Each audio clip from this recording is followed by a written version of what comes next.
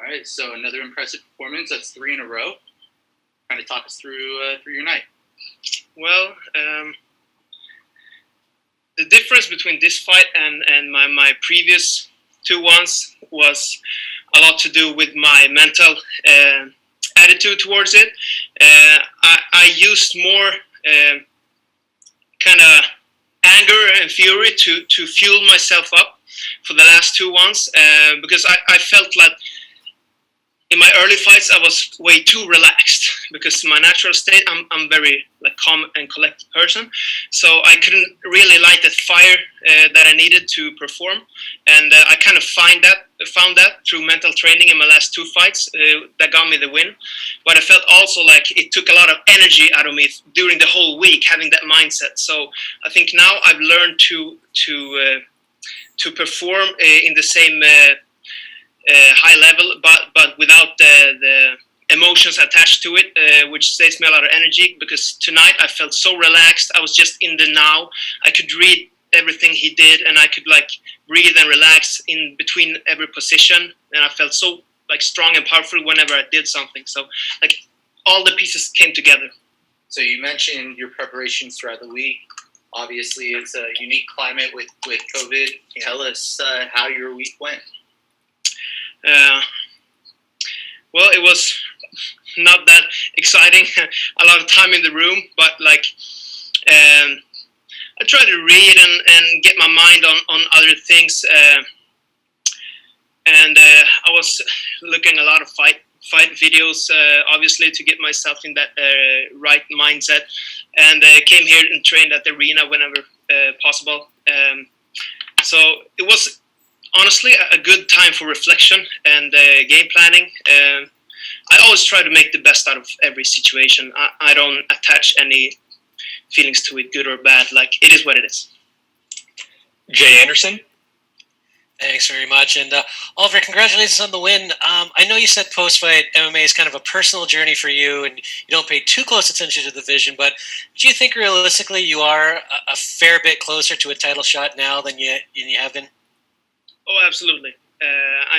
3 first-round finishes by TKO and submission. That speaks for itself. So I don't know if there's a ranking. I don't follow it really, but I always want to climb the ladder, so to speak, and get harder and harder challenges, because that's the way I'm looking at it. Another one for me. You had fans back in the building tonight. It's a historic night. Just overall, the atmosphere and everything tonight. How was this experience for you? At first, I thought it would be very weird having not that much audience. I thought the whole country was going to go in lockdown.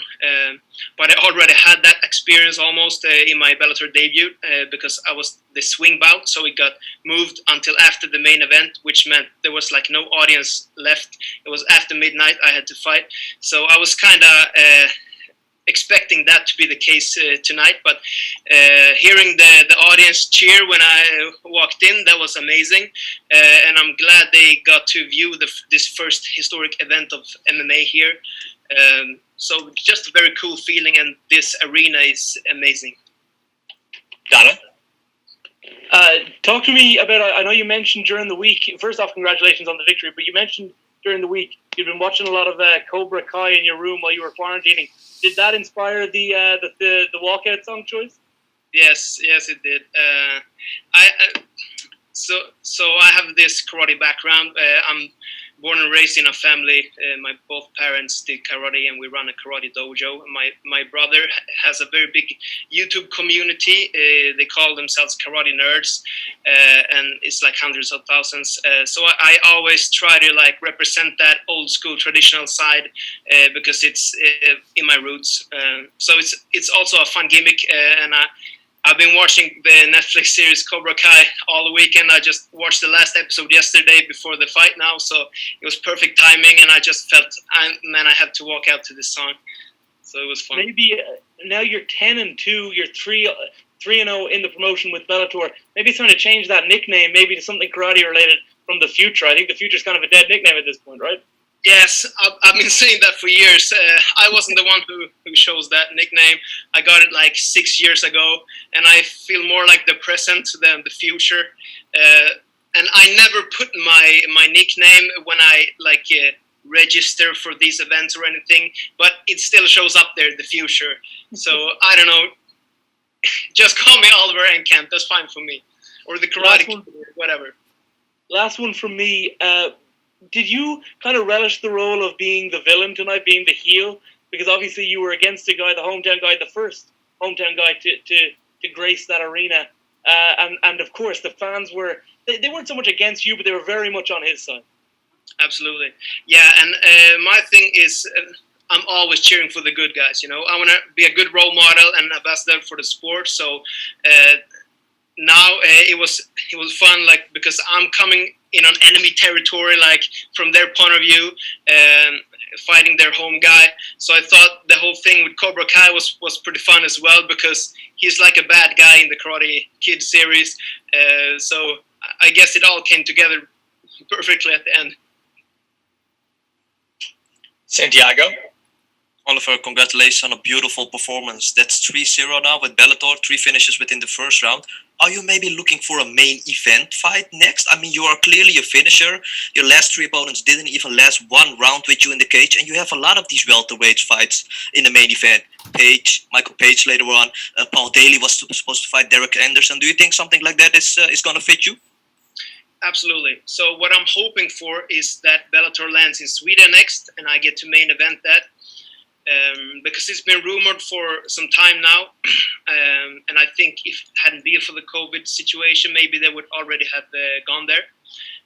And in my hometown, Stockholm, there's been a lot of big global MMA events, so there's plenty of good venues, and the fans are familiar with the sport. So for me, that would be the optimal next step. And the last thing for me, I couldn't really see it that clearly, but was your brother Jesse in your corner? I mean, shout out to the Karate Nerd. His YouTube page is so entertaining with all the karate videos, and you and him make a really good team, man. Thank you, sir. Yes, he's always with me and making a video log about the fight week and such. And after the event, we go home and we break down the fight for all the viewers. And I kind of let him know my game plan and what I thought, what went through my head in the fight. So he's always with me, and the other guy was Tim, who is one of my longtime training partners. He was also the coach for this fight. Andrew? Congratulations on the win, Oliver. Just expanding upon that whole thing you said about the martial arts being a personal journey for you, and also sounded like as well you want to put on a performance for the audience. I think you said that as well. Just tell us, I'm curious to know what that philosophy, when you developed that philosophy, is that something recent, or have you always had that philosophy of kind of you before competition, performance before competition? Just talk a little bit about that. Yeah, so there's 2 sides of that coin. First and foremost, I've never been a competitive person. So people find that hard to believe because I'm in a very competitive sport.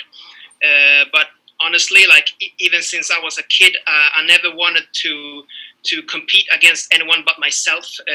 I always want to improve whatever I'm doing, but I don't like competition because it makes conflict somehow. So say I was in a gang of my friends and we were playing video games. If I started to win too much, I would let the other guy win so we didn't create a bad environment. And that's always been my attitude. So I prefer to spread love than win against someone. And the other side of that coin is me growing up in a traditional karate dojo, which is not only about the physical training, but also the correct character development. So it's a lot about teaching respect, discipline, humility, and bringing your karate outside the dojo to make the world a better place, and like growing as a person and not only as an athlete. And I've been in the dojo since I was like 4 years old, so it's deeply ingrained in my upbringing, and something I think is a great thing to spread through the world and through my platform, which is MMA. We have time for one more question. Lenny March? How's it going, Oliver? And congratulations on an impressive performance. Yeah, again, 3 fights, 3 first-round finishes, and he came out really quick. You know, it seemed like the fans kind of fueled him, and he came out really fast. Did you kind of expect him to start fast today? I was expecting everything. So last night we came here to the arena to do some training, and this is something I always do. I come to watch the whole event unfold in front of my eyes, so I'm visually prepared for what's going to happen. And we kind of simulate the fight, and my training partner puts his gear on and runs towards me with different kind of attacks or backs away or shoots him for a double leg, or making me expect anything that can happen, because I don't know what's going on in my opponent's head, so I can't expect anything, because then I might fall into a trap. So I was just making sure I was first out in the middle of the cage, and then whatever happens happens. Thank you very much for the time, Oliver. Congratulations. Thank you, sir.